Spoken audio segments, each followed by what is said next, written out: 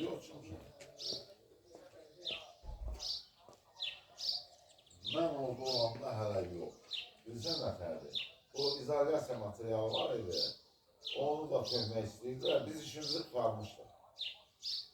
Bir çok.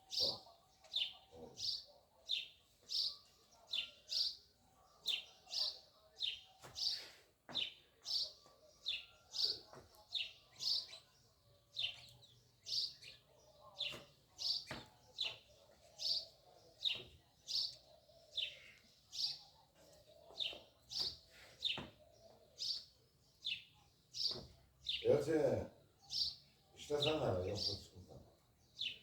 Öyle değil. Şey değil. Bu bizim o zibir kamalı çıkmamıştı orada bilmedim.